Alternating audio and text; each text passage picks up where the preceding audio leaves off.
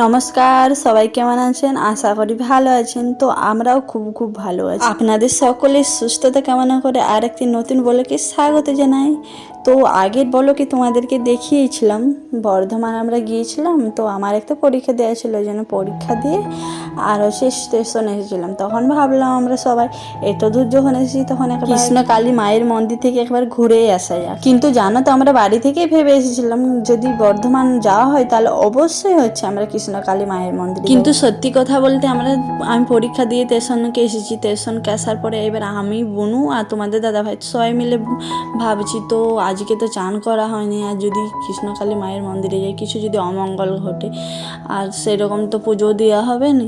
তারপরে ভাবলাম তো বারবার তো বর্ধমান আসা হবে না, তো এবারে যখন আসা হয়েছে তখন একবারে মায়ের দর্শন করে যাবো। এই জন্য মায়ের মন্দির তো নতুন জায়গায় হয়েছে, তো মন্দিরটা হচ্ছে কালনা রোডের সাইডে হয়ে একবারে টোটো ধরে আমরা বেরিয়ে গেছি কৃষ্ণকালী মায়ের মন্দিরে যাওয়ার। আর জানো তো রাস্তায় যেতে যেতে দেখলে তো তোমরা একটা পাহাড়ের মতন দেখাতে ছিল না, আর আগুন জ্বলতেছিল, তো ওগুলো সব নোংরা ছিল।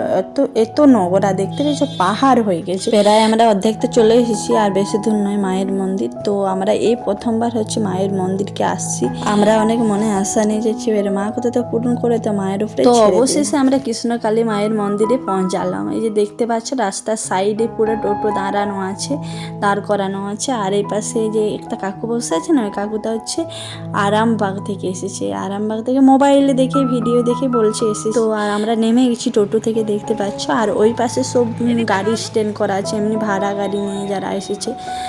আর এই যে এখানে আমরা ঢুকে গেছি। এবার আমরা ভাবছি কি করব, পুজো দিব কিনা। তো যাই হোক আগে মায়ের দর্শন করে আসি। তো এই জন্য আমরা মায়ের দর্শন করতে চলে এলাম। আর জানো তো এখানে এসে মন তো পুরো একটা শান্ত অনুভব আর একটা শান্তি একটা পেলাম। তো যাই হোক দেখতে পাচ্ছি অনেক পরিমাণে লাইন, আর এই পাশে মায়ের দর্শন করতে আমরা চলে এসেছি।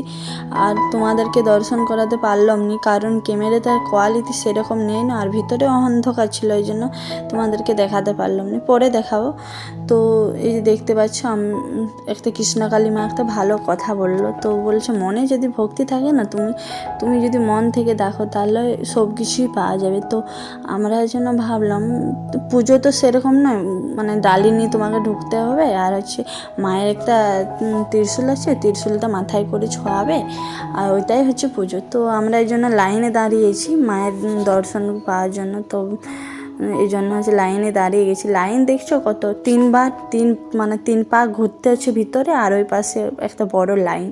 তো তোমরা যদি যাও না সকাল করে যাবে, নাহলে অনেক লাইন। আর তারপরে ছাউনির ব্যবস্থা আছে, কিন্তু অর্ধেকটা ছাউনি আছে অর্ধেকটা নেই, প্রচণ্ড পরিমাণে রোদ দিতে। ওখানে আরেকটা ঘটনা ঘটে গিয়েছিল। তো ওখানে একটা জেঠু কাকুর বয়সের লোক উপোস করেছিল, তার উপরে হচ্ছে প্রচুর পরিমাণে রোদ, তো ওই জন্য রোদে দাঁড়িয়েছিল। কিছুক্ষণ পরে দেখছি ও মাথা ঘুরে পড়ে গেছে, তো জ্ঞান হয়ে গেছিলো। তারপরে মায়ের কৃপায় যে হোক করে জ্ঞানতে ফেললো। আর দেখতেই পাচ্ছ এখানে হচ্ছে মঙ্গলা মা হচ্ছে আশীর্বাদ দিচ্ছে সবাইকে।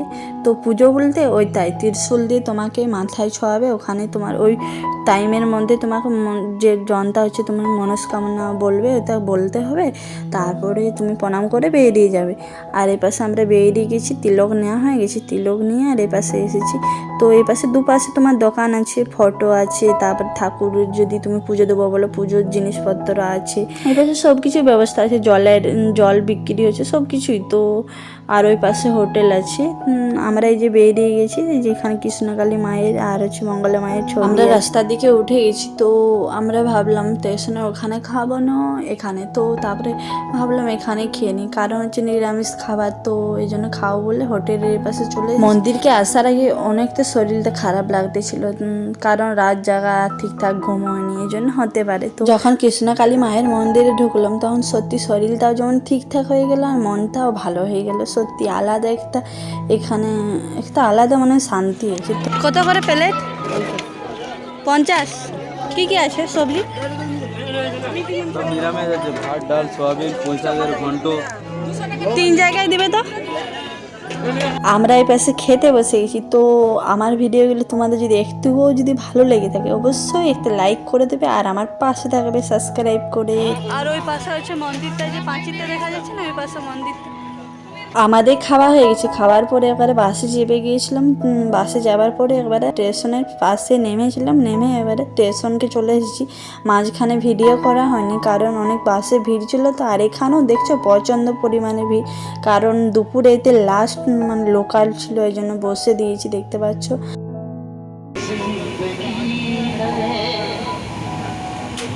হাওড়ায় নেমে গেছি, তো অন্য প্ল্যাটফর্মে আছে ঝাড়গ্রাম যাবে ওই ট্রেনটা আছে, তো ওই জন্য অন্য প্ল্যাটফর্মকে আমরা যাচ্ছি। কারণ বেশি দেরি নেই, এই জন্য ছুটে ছুটে আমরা চলে এসেছি প্ল্যাটফর্মকে। টিকিট কাটা হয়ে গেছে।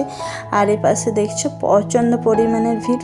আজকে প্রচুর ভিড় আছে, কেন জানি না, আজকে প্রচুর পরিমাণের ভিড়। আর জানো তো এই যে এখানে প্ল্যাটফর্মে এখানে দাঁড়িয়েছে রেল লাইনের ওই পাশটা কি সুন্দর লেউলতে দাঁড়িয়ে আছে, তোমরা দেখতে পেয়েছো? ওই যে এখন জানো তো ট্রেনে চেপে দুটো কিউট বাচ্চার সাথে গল্প করতে করতে কখনই ঝাড়গ্রাম চলে এসেছি বুঝতেই পারিনি। তো ঝাড়গ্রামে নেমে একেবারে বলো স্টার্ট করে দিয়েছি। দেখতে পাচ্ছ হোলির আগের দিনের ভিডিও, যে হোলি দেখতে পেলো, হোলি ওখানে সাজানো ছিল। আর এই পাশে তোমাদের দাদা গাড়ি নিয়ে বেরিয়ে গেছে আর আমরাও বসে দিয়েছি গাড়ি। এই পাশে হচ্ছে বিরিয়ানি নিয়ে নিচ্ছি, কারণ যে নিয়ে চান টান করে তারপরে বিরিয়ানি খেয়ে একটা লম্বা ঘুম দিব। তো আজকের ব্লগটা এই পর্যন্ত। তোমাদের যদি ভালো লেগে থাকে অবশ্যই লাইক কমেন্ট শেয়ার সাবস্ক্রাইব অবশ্যই করে দেবে। তো পরবর্তী ব্লগে দেখা হচ্ছে। তো সবাই মিলে একবার বলো রাধা রাধা আর জয় কৃষ্ণ কালী মায়ের জয়।